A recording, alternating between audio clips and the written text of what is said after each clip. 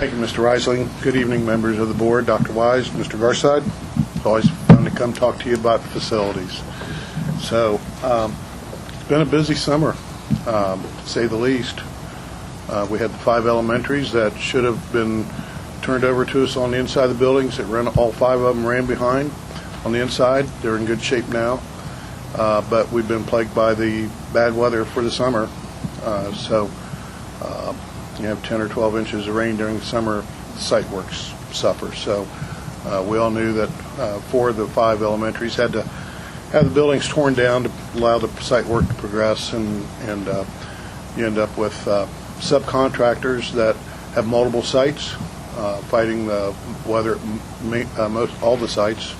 So you just get them in, it gets backed up order to get an asphalt company to one site. They get the weather dry up, they do one site, and then they move to the next, and in between we had all kind of rain. So it's been tough.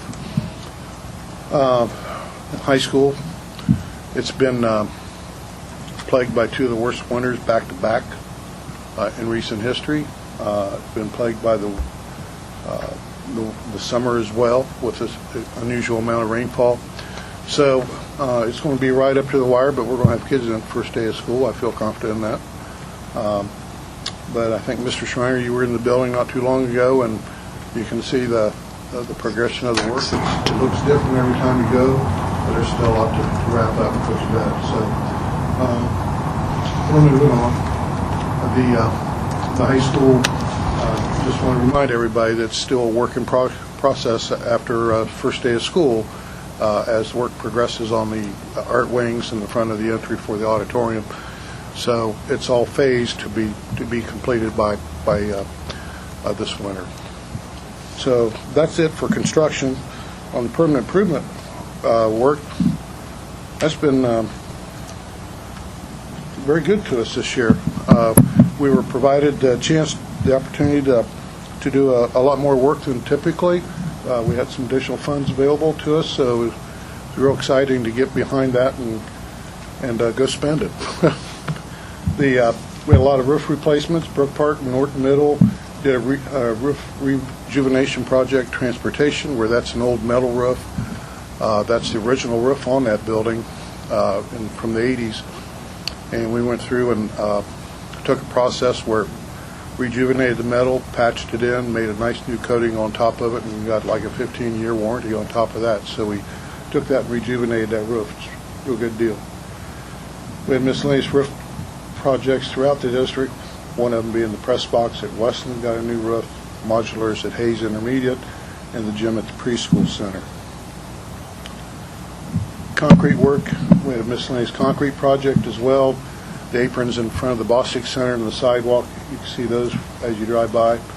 The sidewalk along the street in front of Brook Park, all the way down Southwest Boulevard. That's been a tripping hazard in many spots over the years, so we were able to upgrade that. One of the nice ones that we were able to do, too, is on the west side of Westland High School. All the entry doors leading out to the west, we're able to go right up to the stoops and get nice gradual grades right out to the new parking lot. We replaced a walk path at Norton Middle School. It's on the south side of the property. That's not a well-known easement back there, but it's been well overdue to get that fixed up. And then one of the nice ones was to fill the lecture pits at Westland High School. Those are the 2 recess pits that had the seating style to stadium seating style in those pits. And even in the short time those have been in there, those chairs were no longer available to repair. So we were able to get rid of a couple of nuisance problems, just with the safety of the pit themselves, and then the chairs not being available any longer. In the world of plumbing and HVAC, we replaced the showers in the locker rooms at Westland High School. Those are original. It's the old stainless steel shower tree that you see in the locker room.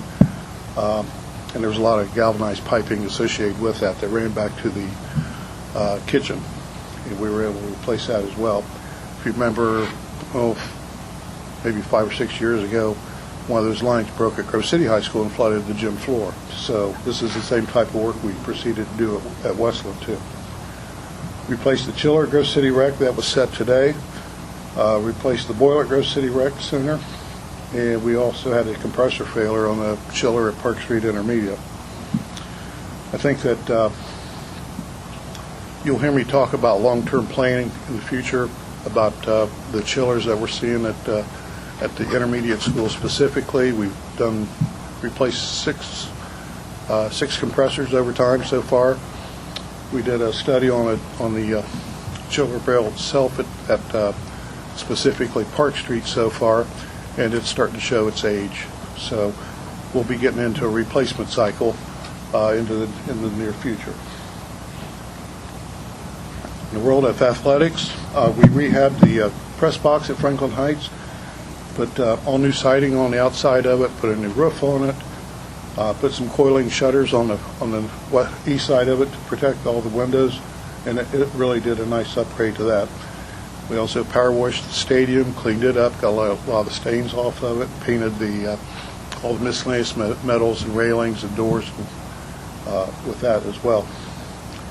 We installed a new wood floor at one court of each of the rec centers. Those are just being finalized.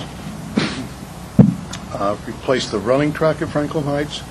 That's targeted to be done this week. We renovated the running track at Jackson Middle.